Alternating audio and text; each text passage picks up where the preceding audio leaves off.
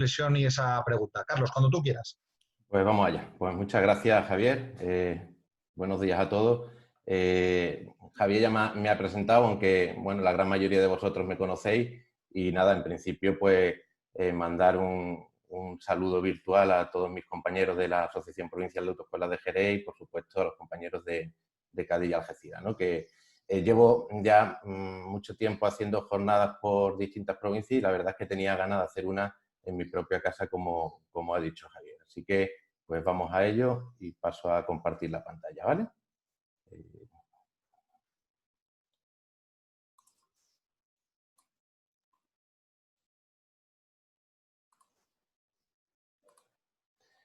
Creo que se ve, ¿verdad?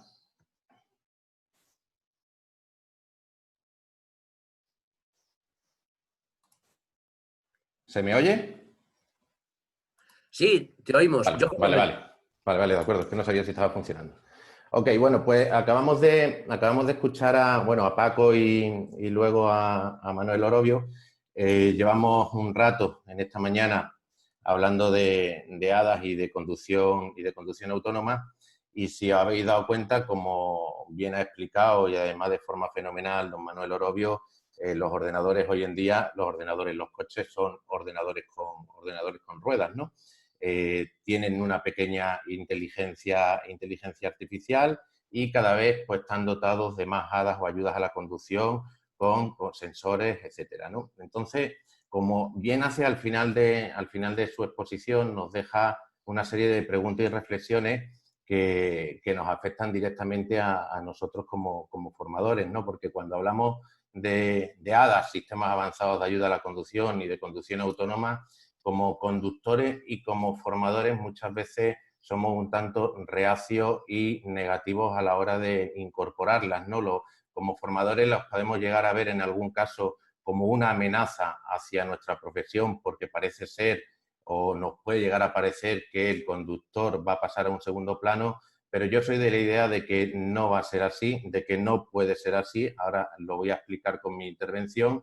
Y soy de la idea de la que ha transmitido el secretario de SENAE, Andoni, que yo creo que estamos en una oportunidad en la cual debemos de aprovechar porque somos nosotros los encargados de formar a todos los conductores que salen a las carreteras y a las vías de uso público. De momento es así, todo conductor pasa por nuestras manos en un centro de formación vial y debemos de intentar que siga siendo así y tenemos que intentar hacer que la sociedad nos demande como tal. Y la formación de las hadas debemos de incorporarla a nuestros programas formativos, lógicamente. Si no somos capaces de hacerlo o no lo hacemos como debiéramos, probablemente habrá otros muchos sectores que intenten meterse en nuestro terreno y ahora os daréis cuenta por qué lo digo, ¿no? Yo mi intervención siempre la empiezo por aquí, por el grave problema de los siniestros viales. Yo los llamo siniestros viales y no accidentes porque, como bien sabéis todos, el accidente de tráfico no es accidental, no es fruto del azar, no es fruto de la mala suerte y es todo lo contrario, no es totalmente controlable, totalmente predecible y se pueden evitar. Por lo cual, yo ya os digo que soy de la idea de llamarlos siniestros viales. Y ahí he puesto la estadística de muertos en carretera en el año 2019, que fueron un total de 1.098 personas fallecidas en las carreteras de nuestro país, siendo cierto que sí que es el primer año desde que se tienen registros en el que la cifra es la menor alcanzada, ¿no? También, y quizás no es de este tema o esta intervención, pero el otro día estudiando y viendo un poco las estadísticas para otro tema que estaba preparando, me pude dar cuenta cómo ha habido un repunte en accidentalidad, en motoristas y ha habido mayor número de muertos en moto en nuestras carreteras en el año 2019, cosa que nos da algo que pensar porque algo podemos estar haciendo mal. ¿Por qué digo eso? Pues porque es indiscutible y hay estudios los cuales nos demuestran perfectamente que una de las formas de luchar, de paliar y mitigar esta lacra que son los siniestros viales es la formación, información, concienciación y sensibilización en materia de tráfico y seguridad vial. Es decir, los centros de formación vial, es cierto que tenemos mucho trabajo aquí que hacer, que seguir haciendo, que lo hemos hecho bien, pero que tenemos que seguir haciéndolo porque estas cifras aunque ahora mismo en la época en la que nos está tocando vivir frente a los muertos por el COVID nos puede parecer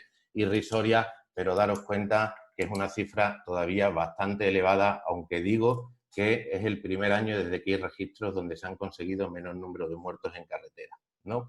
Entonces, pues nosotros como formadores tenemos mucho que ver aquí y es cierto bueno, que sí, sé perfectamente y os entiendo perfectamente y además llego a pensar de la misma manera en que tenemos infinidad de problemas a la hora de la formación, pues porque no tenemos formación obligatoria, pues porque el alumnado, la sociedad en general nos ve como meros tramitadores de un permiso de conducir y que, bueno, que tenemos una serie de problemas ahí, pero somos nosotros los que debemos intentar ponerle la solución. Mirad, soy de la idea de que la formación empieza por la necesidad del individuo en aprender algo y esa necesidad nos encontramos en muchos casos en que realmente no existe. Hay de todo en el alumnado que recibimos, hay personas que sí nos demandan la formación, pero generalmente, como digo, es difícil, ¿no? Entonces somos nosotros los que tenemos que, con las herramientas que tenemos de momento, intentar crear esa necesidad cuando el alumno viene a nuestros centros, ¿no? Porque, como digo, la formación es estrictamente necesaria.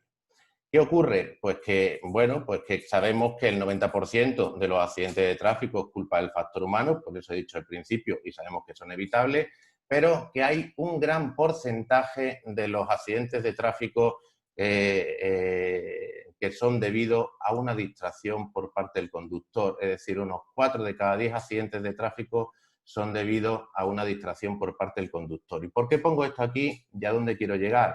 A que el conductor es una persona humana que se fatiga, se distrae, se cansa y comete errores.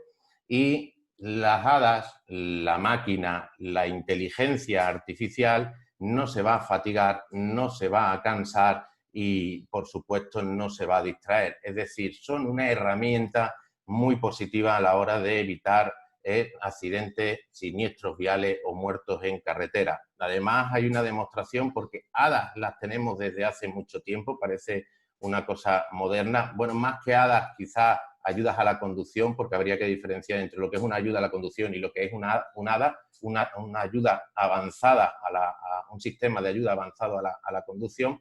Pero bueno, los tenemos desde hace mucho tiempo e imaginaros qué hubiera ocurrido aquí en estas cifras si Robert Bosch no hubiera patentado el sistema de ABS, si Volvo no hubiera patentado el cinturón de 3 puntos de anclaje, ¿qué hubiera ocurrido hoy en día en esta cifra de muertos? Pues probablemente sería muchísimo más elevada porque es indiscutible que la tecnología y los sistemas de seguridad, tanto activos como pasivos, disminuyen siniestros viales y disminuyen el número de muertos.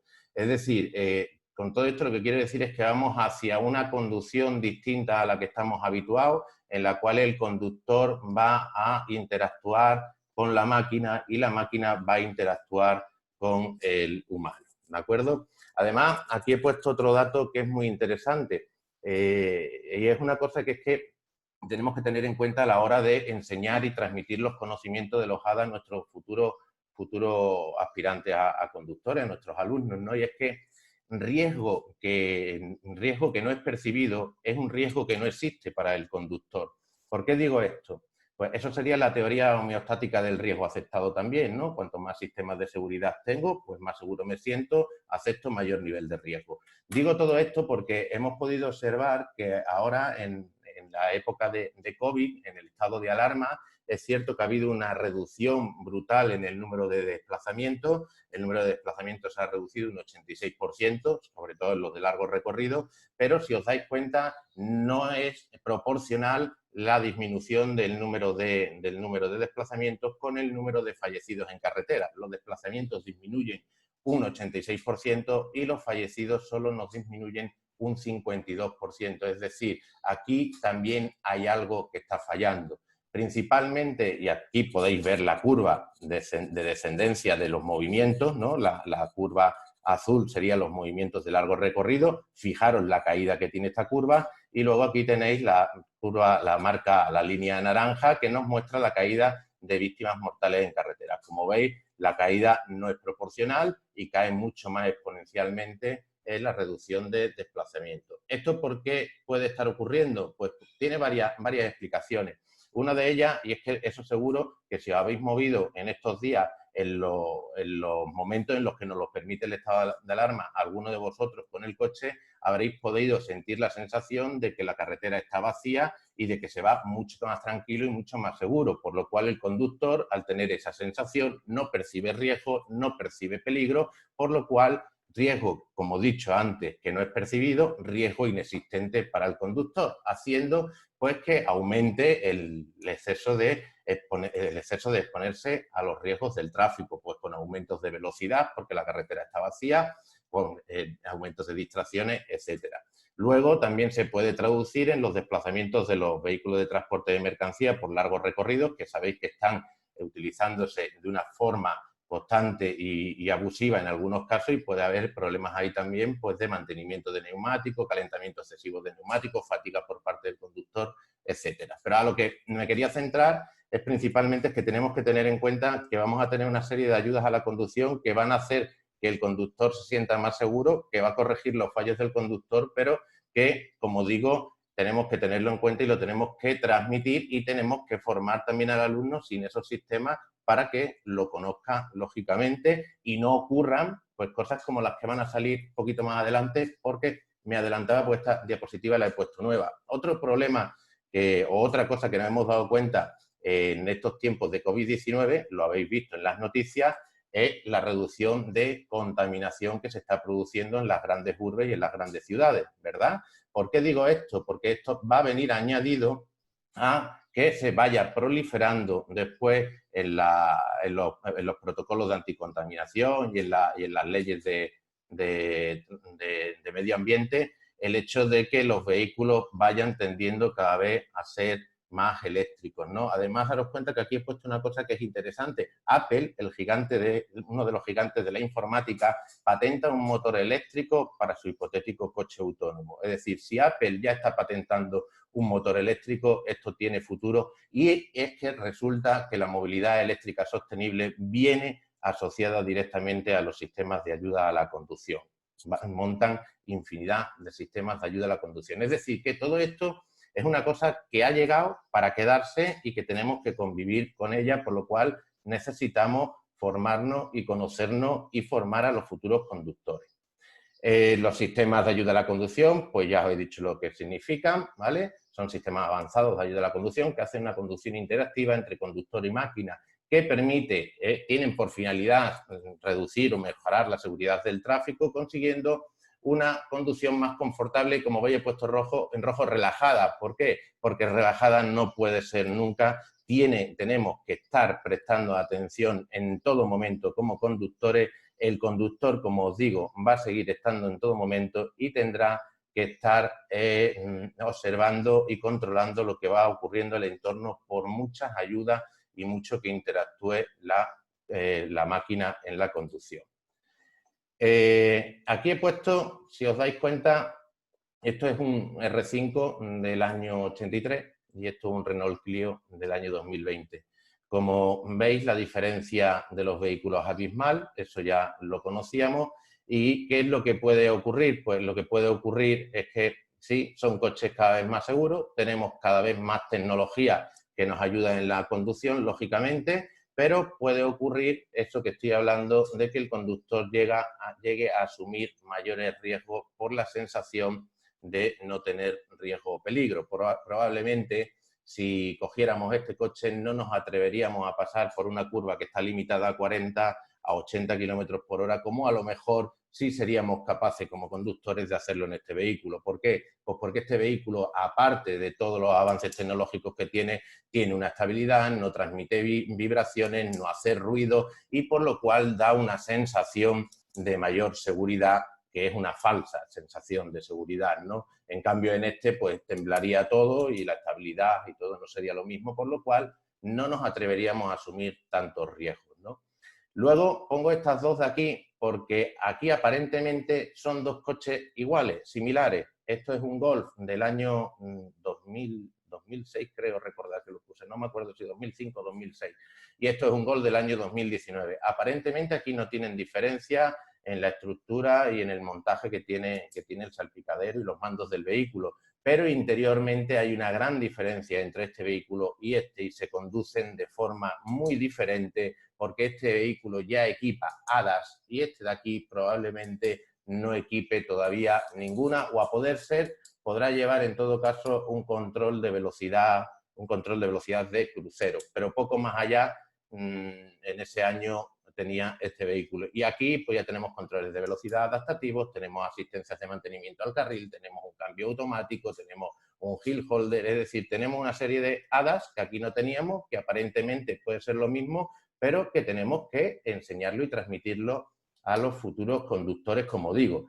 Y aquí viene la teoría homeostática del riesgo aceptado. Lo que no puede ocurrir es lo que se le ocurrió a este iluminado, porque no tiene otro nombre, el colocar una naranja para engañar al sensor de presión de volante de su Tesla Model S para poder soltar las manos del volante y permitir que el denominado autopilot de Tesla funcione por sí solo. Digo el denominado autopilot de Tesla porque no es un piloto automático, aunque habría tecnología suficiente para que lo fuera, pero es un vehículo de nivel 2, que ahora veremos los niveles de conducción automatizada, en el cual, pues sí es verdad que controla velocidad, que controla distancia de seguridad con el vehículo precedente, que controla el mantenimiento y la asistencia al mantenimiento del carril, que es capaz de desplazarse lateralmente de forma autónoma una vez que el conductor selecciona el indicador de dirección para ejecutar el adelantamiento y vuelve a colocarse en el carril de la derecha de forma autónoma seleccionando el indicador de dirección de la derecha, pero el sistema no permite que el conductor suelte las manos del volante en ningún momento. De hecho, si suelta las manos del volante, manda un mensaje de aviso al conductor y si el conductor no hace caso, suelta y desactiva el sistema. Pero tenemos aquí un iluminado pues, que intentó engañar a la máquina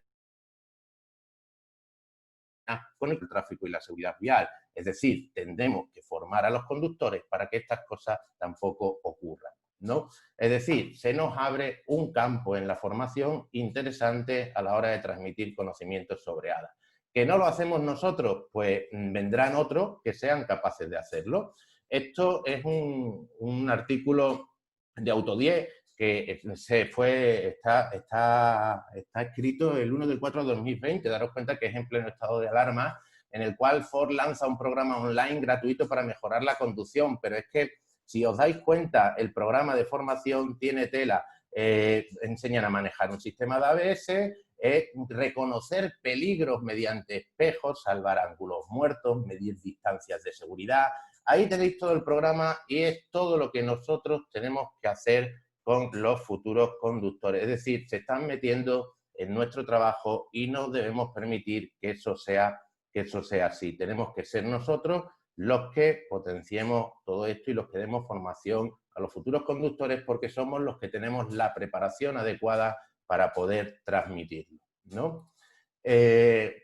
Como dije, aquí veis que la tecnología no es novedosa. En el año 1936 Robert Bosch ya patentó el sistema de ABS. Fijaros en qué año estamos hablando, en el 36. Luego en el 78 se empieza la producción en serie en un Mercedes-Benz. Poco después fue BMW y luego, bueno, pues luego todas las demás marcas hasta que llegó a ser obligatorio en la Unión Europea en el año 2004, ¿no?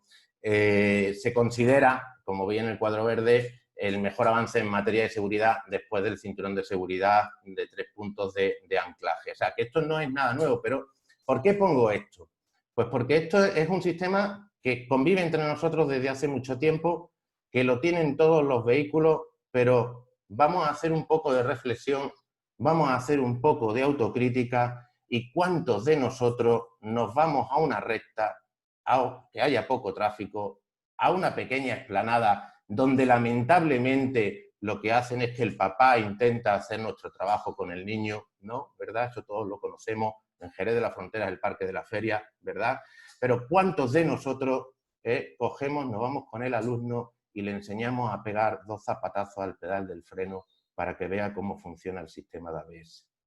Si hiciéramos un poco de autocrítica, pues yo no digo que haya alguno. Yo esta pregunta la he hecho infinidad de veces en jornadas como estas presenciales y os puedo garantizar que de asistentes entre 40 y 50 personas me levantan la mano, pues 4 o 5 que los puedo contar con los dedos de mi propia mano, ¿no?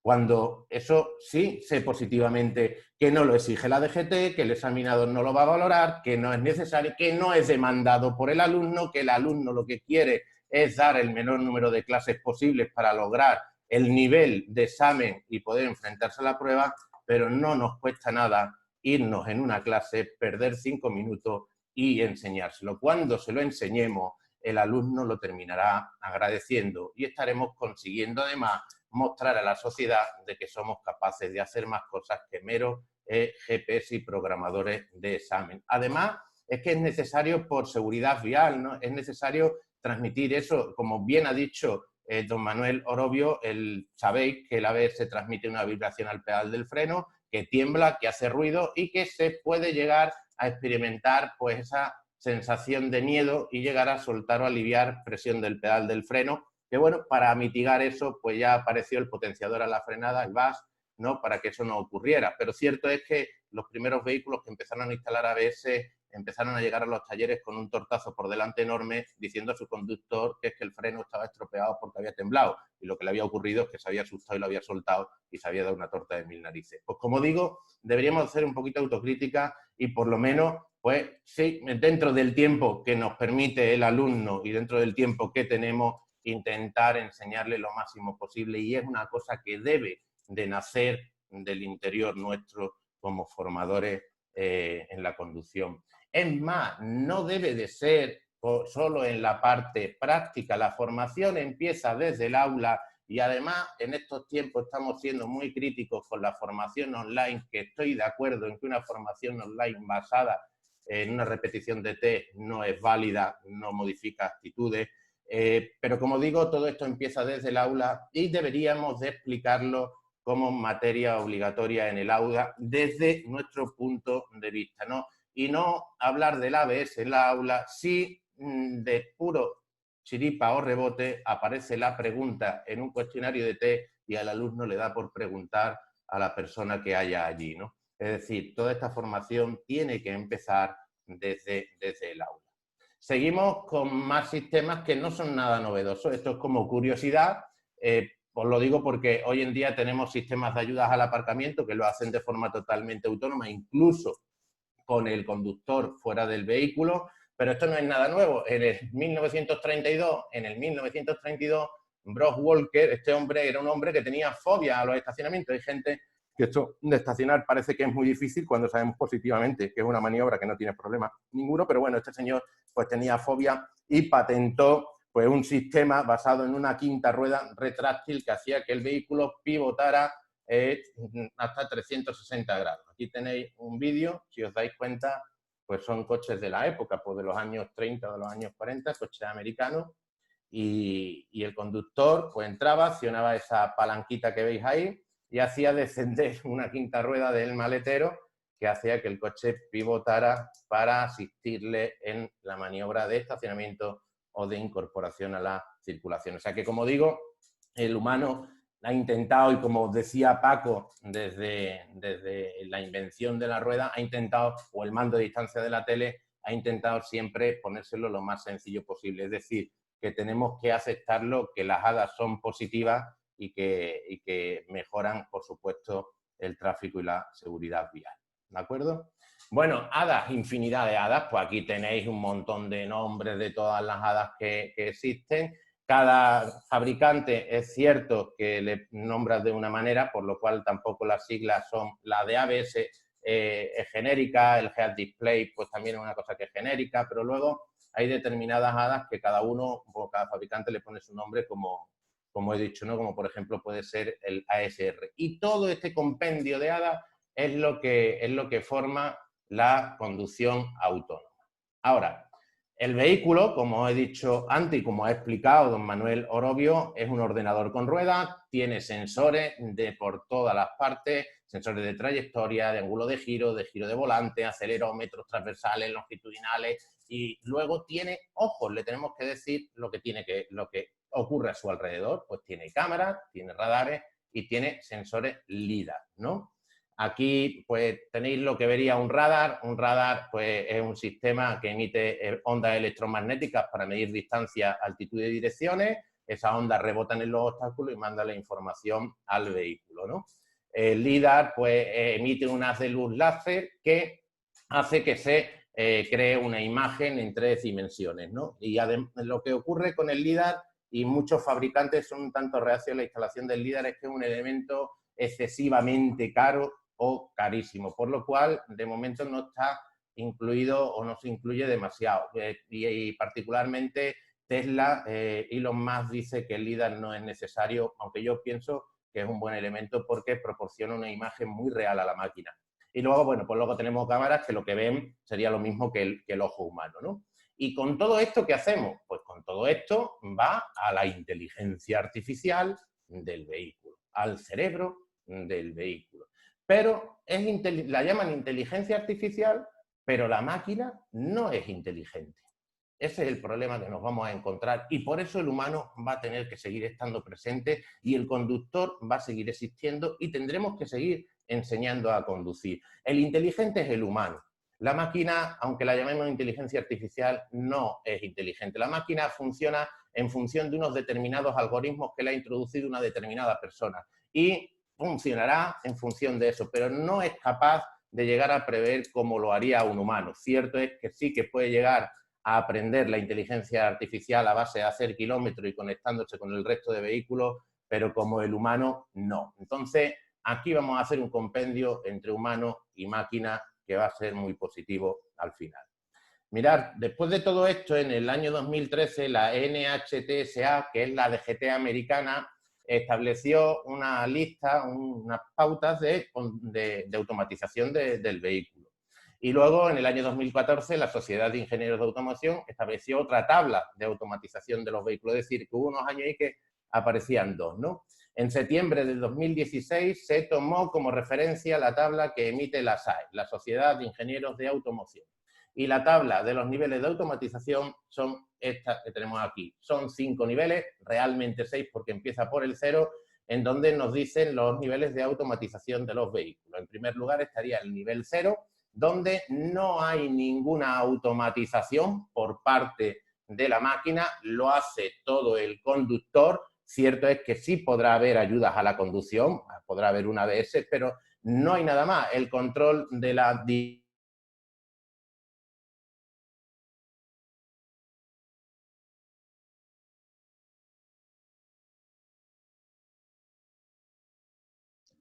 ¿No se oye o yo no lo escucho? Se ha dejado de oír. Sí. Usted, a ver. Carlos, ya está. ¿Ya se oye? Sí, ya se oye, sí. Vale, perdón, es que escuché a alguien. Continúo. Que, como decía, para irnos a un vehículo de nivel 0 nos tenemos que ir a un vehículo pues de hace 15, 20 años. Yo tengo un vehículo de nivel 0, conduzco un vehículo de nivel 0, pero tiene 17 años de antigüedad. O sea, que daros cuenta a qué antigüedad nos tenemos que ir. Luego ya pasamos al nivel 1, que son la gran mayoría de los que tenemos hoy en día en las carreteras. En el nivel 1 es donde la máquina es capaz de controlar bien o la posición transversal o longitudinal del vehículo. Me explico, con un control de velocidad de crucero sería suficiente o con un asistente de mantenimiento al carril. Con que haga una de esas 2 operaciones, o sea, como digo, mantenga el control longitudinal a través de la velocidad o el control transversal a través de los asistentes de mantenimiento de carril, estaríamos hablando de un nivel 1, que son la gran mayoría de los vehículos que tenemos hoy en día, porque hoy en día la gran mayoría tienen controles de velocidad de crucero. En el nivel 2, pues ya estamos hablando de cosas más interesantes, es donde aparece el autopilot de Tesla y, bueno, infinidad de fabricantes que lo tienen hoy en día y que los denominan con otro nombre, ¿no? Pero en el nivel 2 es donde el vehículo es capaz de controlar el movimiento longitudinal, transversal, como digo, es capaz de hacer desplazamientos laterales de forma autónoma indicando con el indicador de dirección, pero el humano es el que tiene que estar ahí en todo momento, es el responsable de la conducción en todo momento y no puede dejar a la máquina de forma autónoma. De hecho, si soltamos el volante, como he dicho anteriormente, el sistema avisará y si el conductor no hace caso, se desactivará, ¿vale? Luego ya pasamos al nivel 3. En el nivel 3 empezamos a hablar de cosas más serias. Aquí es el humano ya podría, el conductor podría pasar a hacer una operación pues distinta, podría soltar el volante, podría dejar a la máquina sola Sí, supervisando qué es lo que ocurre ahí, todavía no se podría poner a leer ni a echar la siesta, pero ya podría dejar la máquina totalmente sola. Y si la máquina no fuera capaz de mantener la conducción, pues mandará un mensaje de aviso al conductor para que retome la conducción, pues dando unos segundos de espera, ¿no? El nivel 3 no puede llegar de momento y no es compatible porque la legislación vigente no permite que la máquina sea la responsable de la conducción. Hoy en día la legislación todavía, y deberá y seguirá siendo así durante mucho tiempo, la responsabilidad tiene que ser por parte del conductor, por lo cual el nivel 3 no se puede emplear en las carreteras de nuestro país, ¿no? Porque, como digo, el responsable es el conductor y no la máquina. Luego ya nos vamos al nivel 4, que ahí hablamos de cosas más serias. En el nivel 4 es donde ya el conductor puede pasar a hacer una operación distinta. Ahí se puede echar la siesta, puede escribir un mail, puede mandar un WhatsApp, la máquina lo hace solo y si necesitara la máquina la intervención del humano, pues mandará un mensaje de aviso y si el humano no hace caso, buscará un lugar seguro, saldrá de la vía y se detendrá en un lugar seguro. Y el nivel 5 es aquel vehículo el cual carece de volante, de pedales y lo hará todo de forma totalmente autónoma. El humano pasa a un segundo plano. Tecnología existe la suficiente para llegar al nivel 5. Opinión particular, y no es solo particular mía, sino la baso en la comunidad científica, es que no llegaremos a ver el nivel 5 de conducción autónoma ninguno de los que estamos aquí. Hay vehículos que conducen de forma autónoma. Eso existe ya, pero no es compatible con la conducción humana. Para que hubiera un vehículo totalmente autónomo, tendría que haber carretera inteligente, carretera autónoma. Tendrían que ir por un itinerario distinto al tráfico humano. Y eso no es compatible. Y ya os digo que todos los que estamos aquí no llegaremos a ver el vehículo particular como tal, como lo conocemos, totalmente autónomo. Que sí llegaremos a ver pequeñas líneas de transporte público muy limitadas, delimitadas y apartadas del tráfico humano, eso sí llegaremos a verlo, pero el vehículo particular totalmente autónomo, como digo, ya os digo que ninguno de los que estamos aquí creo que lleguemos a verlo. Entre otras cosas, porque como digo, tendría que haber carreteras inteligentes, la infraestructura tendría que ser distinta, y es que luego resulta que es que a la máquina hay que programarla para que haga las cosas bien, para que respete la norma, ¿no? Entonces, pues esto es similar a lo que decía Paco del GPS. ¿Qué va a hacer la inteligencia artificial cuando llegue? Esta glorieta es de Jerez, seguro que la conocéis, no sé si la identificaréis en la foto, pero es una glorieta a la salida de las pistas, de las pistas de exámenes. Es una llegada a una glorieta. ¿Y qué pensáis que va a hacer la máquina, la inteligencia artificial, cuando observe a través de sus cámaras a la entrada de una glorieta una señal de prohibido girar a la derecha? Se va a parar, ¿no? Porque no puede girar a la derecha, no lo va a entender. Esto lo entendemos nosotros y es una aberración porque sabemos que cuando lleguemos allí tenemos que girar a la derecha, pero lo entendemos nosotros porque el señor que ha colocado esa señal lo ha colocado con la intención de que inmediatamente aquí hay una entrada de una autovía que viene desde un carril de deceleración, vaya a ser que alguno se despiste y se meta por ahí, ¿no? Esa es la finalidad que tiene, pero esa señal está mal colocada ahí, por lo cual la inteligencia artificial va a tener problemas. Y aquí, esto es el Arco del Triunfo en París.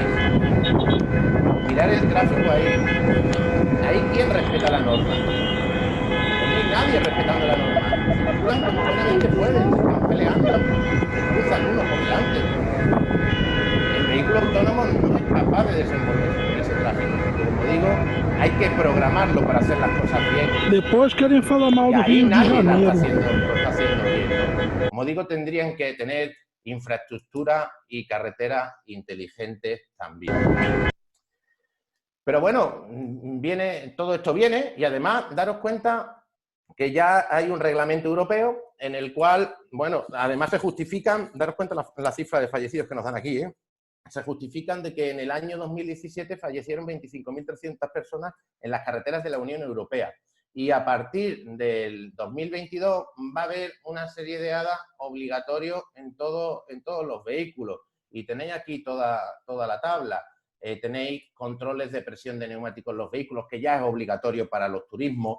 asistentes de velocidad inteligente, va a ser un asistente que es capaz de controlar la velocidad mediante cámaras, mapas digitales, va a ser capaz de adaptar la velocidad a los límites que se encuentren en la carretera en cada momento. No es un limitador de velocidad. Cuando se empezó a hablar de todo esto, de que iban a pasar a ser obligatorios estos sistemas ADA en el año 2022, hubo mucho problema porque había gente que decían que nos iban a poner unos limitadores de velocidad en los vehículos, y no es un limitador de velocidad, es cierto que mantendrá la velocidad dentro de los límites máximos y mínimos de las carreteras, los límites legales, adaptará en función de los límites específicos, pero el conductor tendrá siempre la potestad de poder exceder bajo su responsabilidad los límites de velocidad. O sea que si queremos ir a 130 kilómetros por hora por una autopista, podremos seguir haciéndolo, ¿no? Aunque tengamos ese asistente, que no sería lo suyo, por supuesto, ahí os doy toda la razón, pero no es un limitador de velocidad.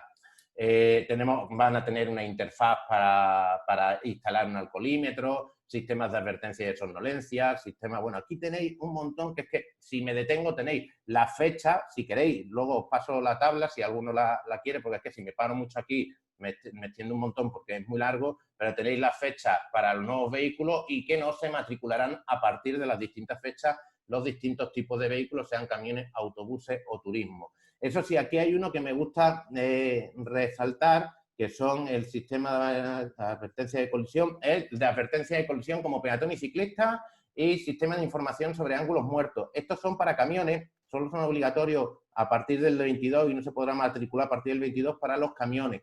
Y esto es porque en la advertencia de colisión con peatones y ciclistas, si os dais cuenta, los camiones, los que somos formadores de camiones y os dedicáis a eso, en Europa siempre se ha estilado el llevar la cabina encima del motor, ¿no? La cabina del camión va por encima del motor y eso es para conseguir espacio de carga, porque en Europa se contabiliza toda la longitud del camión para el espacio de carga, cosa que en América no es así. Por eso en América utilizan camiones de morro, porque solo se computa la longitud de carga en lo que haya detrás y no se cuenta el morro, ¿no? Pero bueno, la cuestión es que llevamos una posición elevada y claro, cuando se nos pone un ciclista o un peatón en la parte inferior derecha, al ladito de la rueda del camión, a ver quién ve al ciclista o quién ve al peatón, ¿no? Y en muchos casos, pues a lo mejor más de un camionero no lo aplasta porque es el propio ciclista o peatón que es el que se tiene cuidado porque tiene un bicharraco ahí, porque a todos nos impone en el tráfico ese tipo de vehículos. Bueno, pues esos van para eliminar ese problema y solo serán obligatorios pues para los camiones a partir del 22, ¿de acuerdo?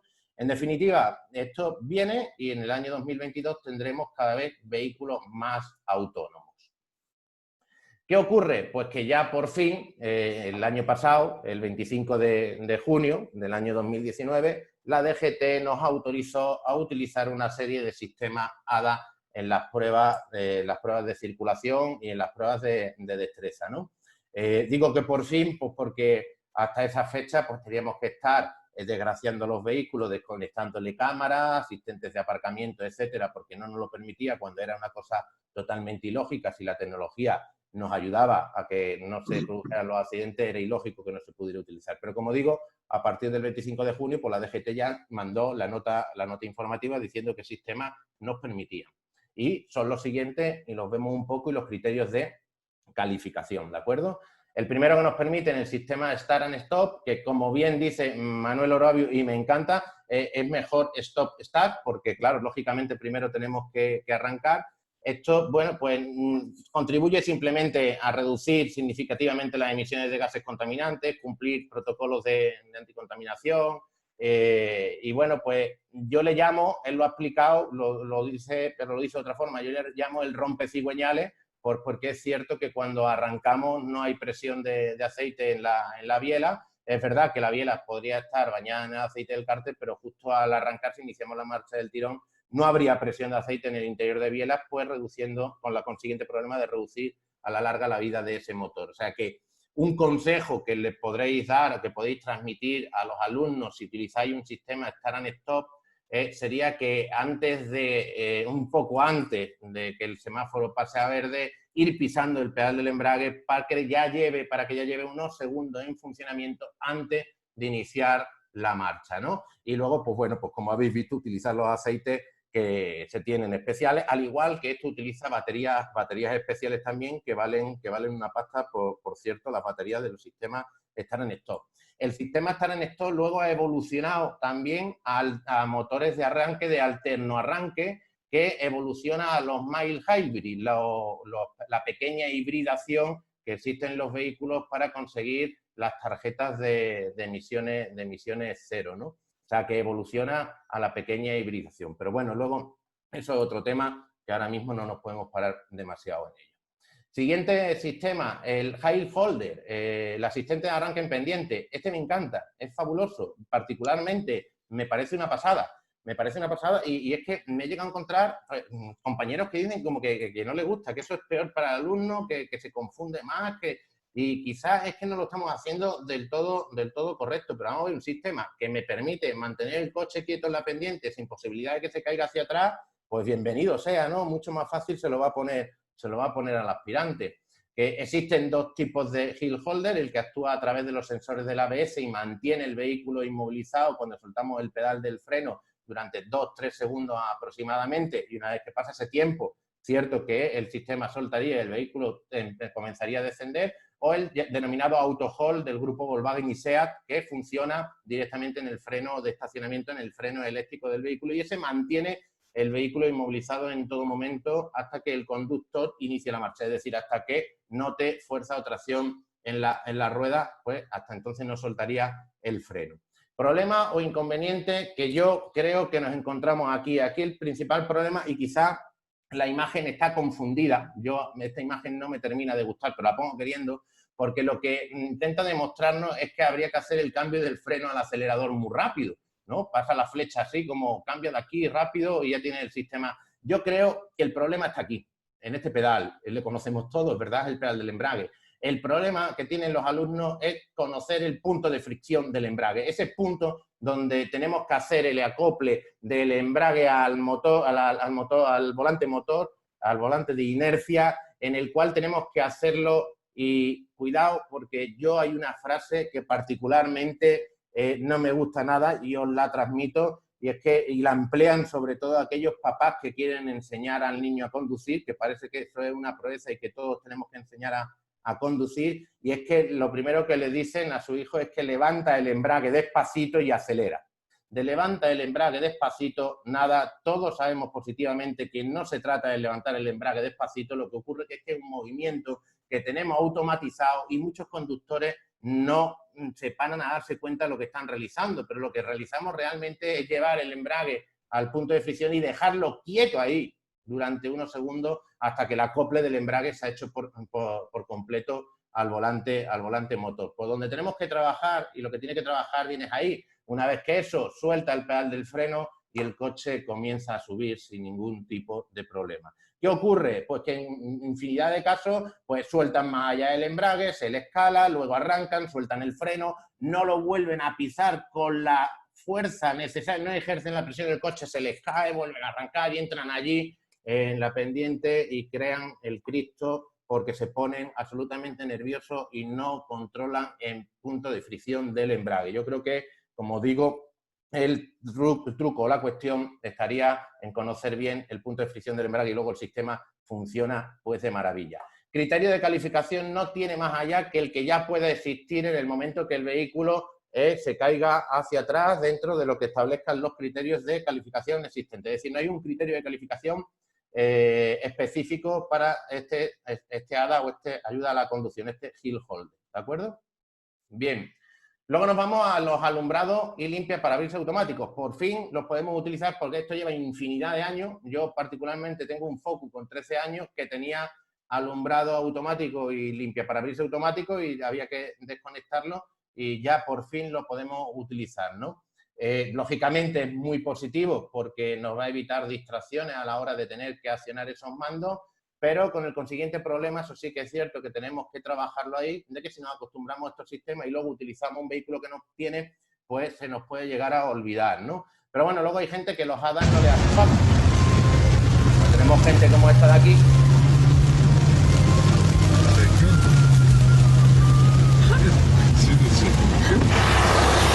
¿Para qué quieres asustar?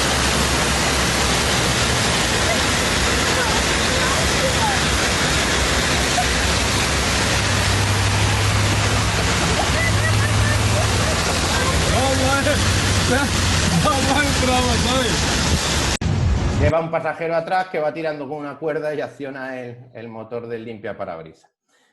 ¿Cómo funciona esto? Pues esto funciona a través de unos diodos, uno emisor y otro receptor. A través de la refracción, pues captan la intensidad de luz que se refleja en el parabrisas y accionan el limpiaparabrisas. Y luego, pues el sistema de alumbrado, pues con sensores ópticos que determinan la iluminación de la vía. ¿De acuerdo? Es más, el sistema este es capaz, como ha dicho, creo que también lo ha dicho don Manuel Orobio, que cuando detecta agua en el parabrisas empieza a aproximar las pastillas de freno al disco. Eso es para, primero, secar a través de la fricción, secar los elementos frenantes, disco y pastillas, y para que en caso de que tengamos que hacer una frenada de emergencia, tarde lo menos posible, ¿no? Es decir, que el sistema también hace que las pastillas de freno se vayan aproximando al disco cuando hay agua en el parabrisas, ¿de acuerdo? Criterios de calificación. Pues bueno, los criterios de calificación, al igual que si no tuviéramos sistemas ADA, pues el alumno tiene que conocer y localizar absolutamente todos los mandos y en las comprobaciones previas el examinador podrá pedirlo, ¿no? Si durante la prueba los mandos no se activaran en caso de que fuera necesario, o aquí a la hora de rebasar la señal R413, la señal que nos obliga a utilizar la luz de cruce como mínimo, lógicamente el sistema al rebasar esta señal no va a empezar a funcionar porque no ha detectado todavía el cambio de luminosidad.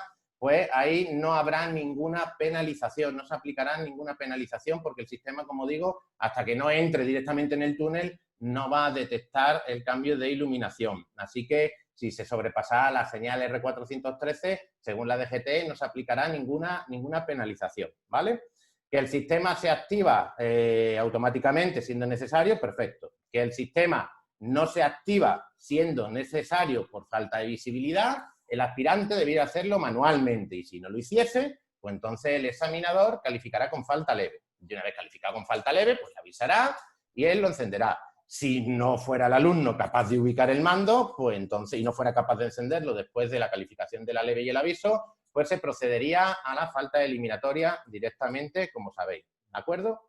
Aquí surgen dudas, ¿no? Y desde SENAE, pues se hizo la consulta. Y se hizo la consulta referente a la señal R413, a la señal de obligación de utilizar el alumbrado de cruce, ¿no? Y es que, claro, según los criterios de calificación, en determinadas provincias había examinadores que una vez rebasaban la señal y el aspirante no había encendido el alumbrado, pues calificaban con la eliminatoria. Y que bueno, que aparentemente pues ahí había un agravio comparativo entre los vehículos que tenían hadas y los que no tenían hadas, puesto que en el hada le permiten sobrepasarla y si no se enciende no ocurre absolutamente nada y no se califica. La contestación en fecha del 23 de junio fue que eso es una calificación concreta y exacta para los sistemas ADA, específico para los sistemas ADA. O sea, eso es lo que nos contestaron, poco más o menos que nos viene a decir que es así. ¿De acuerdo?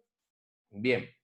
Luego, el siguiente ADA que nos permiten es el AEB, el frenado de emergencia, el asistente de frenada a la emergencia. Mirad, aquí he puesto unas tablas que son sacadas de un estudio que hizo la DGT en octubre del año 2016 para estudiar la potencial reducción de accidentes con sistema ADA o sin ellos, ¿no? Y daros cuenta que en los atropellos y en las colisiones frontales con este sistema la reducción es exponencial, ¿no? Aquí tenéis el número de accidentes sin ADA y aquí tenéis el número de accidentes con ADA, con este sistema. Pues, lógicamente, bienvenido sea un sistema que es capaz de llegar a detener el vehículo en caso de despiste del conductor. Lo va a hacer a través de cámaras instaladas en el parabrisas y luego radares de larga, media y corta distancia, además de sensores de ultrasonido. Observan, valoran todo el tráfico que hay alrededor. En caso de que haya un posible accidente o sea necesario la realización de una frenada de emergencia y el conductor no hiciera nada, mandará un aviso acústico sonoro visual al conductor y si el conductor no interviniera en el freno, el sistema tomará el mando y frenará el vehículo. ¿De acuerdo? Aquí el criterio de calificación, ¿cuál es? Pues que el aviso no se califica. Si avisa al conductor, no hay calificación y se trae el pitido, pues está funcionando el sistema y ahí no se califica. Luego, en el caso de que el conductor, el alumno, haga caso omiso a esa advertencia y no ejecutara la frenada y el vehículo tuviera que tomar el control, pues se calificará en función de si aquí el examinador tendrá que entrar a valorar si la intervención del sistema es correcta o no lo es. Es decir, si ha funcionado con demasiada antelación o ha funcionado de forma correcta. Si el sistema, el examinador, valora que el sistema ha intervenido de forma correcta, calificará con la falta eliminatoria la 15.1.6, que es intervención del profesor. Ahora hablo de la intervención del profesor porque ahí también surge un problema. Que la intervención la valora incorrecta por un exceso de anticipación por el sistema, no se califica. ¿De acuerdo? Ya está. Ese es el criterio de calificación. ¿Qué ocurre? Pues claro, pues que primero surge una duda. ¿Se considera intervención cuando el sistema emita el pitido o cuando el sistema realmente actúe? ¿No? Pues la contestación ahora la vemos, pero ya os la he dicho. Y luego, pues hay un problema ahí en la calificación, intervención del profesor si el sistema, pues no ha sido el profesor, ha sido del sistema ADA, puede crear conflictos, ¿no? A la hora de explicarlo al alumno. Entonces, surgían todos estos problemas, ¿no? Pues desde SENA hicimos la consulta también y DGT nos dijo que únicamente se calificará la intervención del vehículo, cuando el vehículo tome el control, pero que el aviso no se calificará. Es decir, si el vehículo nos avisa y el alumno frena y toma el control, pues no se califica absolutamente nada, pero si el alumno no hace caso al pitido y el vehículo toma el control, pues entonces ahí, bueno, pues como digo, habrá que entrar a valorar lo que valore el examinador, si ha intervenido el sistema de forma correcta o no, que valora que ha intervenido de forma correcta, TAPE calificará con la eliminatoria, haciendo una aclaración en observaciones que no ha sido por la propia intervención del profesor de formación vial, sino que ha sido por la intervención del sistema ADA. Es decir, tendrá que dejar claro que esa intervención es por el sistema ADA y no por el propio alumno. ¿De acuerdo? Oye, se me pasaba a la hora de me pasaba porque no sé si me estoy extendiendo demasiado en el tiempo. A la hora de esto también tenemos que enseñarlo y se puede utilizar. ¿Cuántas veces apuramos en los exámenes para pisar el pedal del freno jugándonos la por tal de no intervenir? ¿Cuántas veces nos encogemos las distancias laterales? Es decir, también podemos hacer en alguna situación controlada, en condiciones de seguridad, hacer que el sistema llegue a funcionar con el aviso o que tome un poquito el control. Llevamos un doble mando y estamos al cargo de eso y además tenemos capacidad para poder hacerlo. Hay que transmitirlo también, ¿de acuerdo? Luego, otro sistema que nos permiten es la alerta de tráfico cruzado. El sistema observa a través de sensores pues, todo el tráfico que hay de forma cruzada a la hora de incorporarnos desde un estacionamiento en batería. Y bueno, pues aquí la calificación también irá en función de si se considera por parte del examinador si había visibilidad o no había visibilidad suficiente. Si no hay visibilidad suficiente y el sistema actúa, pues no se califica. Pero si habiendo visibilidad al realizar la maniobra, el sistema actúa, pues se calificará en función del riesgo que se ocasione, ¿no? Pues calificándola, pues como existen los criterios de calificación, deficiente o eliminatoria, cuando ya ha sido demasiado evasiva para otros usuarios. Pero se valorará la visibilidad a la hora de ejecutar la maniobra. Si no hay visibilidad y el sistema actúa, no se califica. Ahí hay que valorar por parte del funcionario examinador la visibilidad que hay a la hora de hacer la incorporación. Luego, la cámara de marcha atrás y sensor de estacionamiento. No tiene una calificación específica como sistema ADA, más allá de la calificación que conocemos a la hora de ejecutar un estacionamiento.